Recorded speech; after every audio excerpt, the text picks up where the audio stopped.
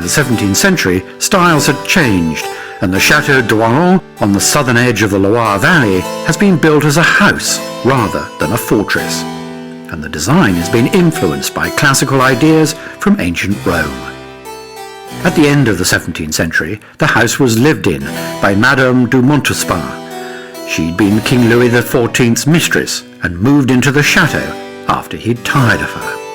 The chateau was then ransacked in the 1790s during the French Revolution and left largely abandoned until it was bought by the state in the 1930s and turned into a very successful modern art museum.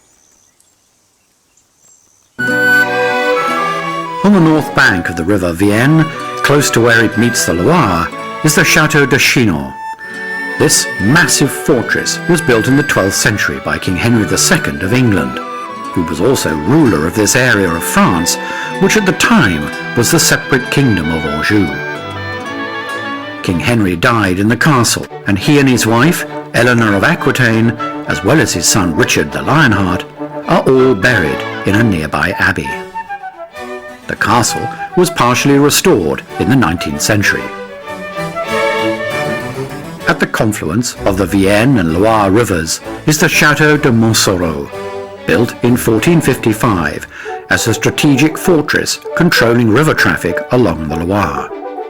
Like so many other castles in this valley, it was in near ruins by the end of the 19th century, until it was bought by the local council and eventually restored and turned into a museum.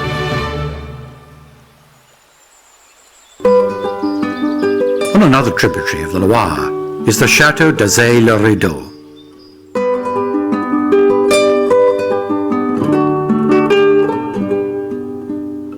It was built by a rich financier who wished to establish his new nobility. It was designed in the first stirrings of the new French Renaissance style of the early 16th century and sits in a dammed section of the River Indre.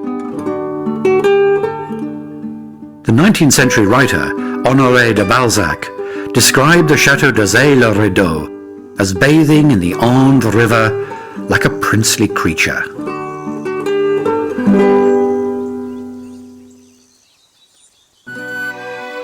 The Chateau de Villandry is also built in the French Renaissance style and incorporates a 14th century tower fortress. But what marks this chateau out from the others is the spectacular formal garden.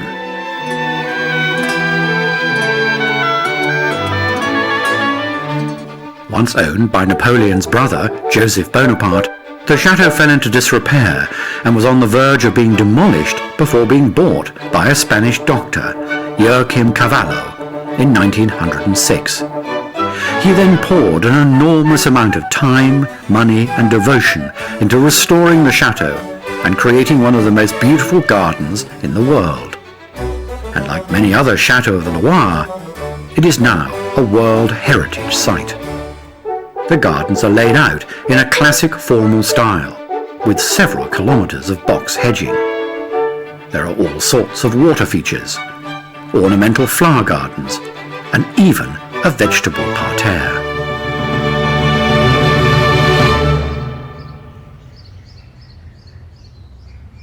10 miles up the Loire is the largest city in central France, Tours. The 12th century cathedral stands on the south bank of the river. It was the arrival of the railway in the 19th century that saw the city revive its fortunes as it began to expand into the surrounding countryside. And in that countryside are some of the hundreds of vineyards that lie along the banks of the Loire. In the Vouvray wine region is one of the oldest vineyards in the Loire Valley, here at the Chateau de Moncoteur. Way back in the 10th century, caves were excavated in the riverbank to mature and preserve the wine. By the 15th century, Vouvray's fame had spread across much of northern Europe, and the vineyards were cultivated in the best positions overlooking the river. The chateau itself dates back to the 15th century, though it was severely damaged by fire and nearly destroyed during the French Revolution. In fact, Going back even further in time to the 4th century, the estate belonged to the Bishop of Tours. Vouvray is made from the Chenin Blanc grape, which can be enjoyed in dry wines, sweet ones, and also in a sparkling version. Due to the abundant acidity, Vouvray can age for quite some time, and also some varieties can be drunk when young. Upriver is the Royal Chateau d'Amboise, which King Charles VII seized from Louis d'Amboise in 1434, after condemning him to death for plotting against the crown. Charles then set about extensively rebuilding the chateau into a favourite of French kings during the 16th century. He also laid out the first formal Renaissance-style garden in France. Like so many other palaces along the Loire, it fell into disrepair over the centuries and large parts were demolished. But it's still an imposing sight.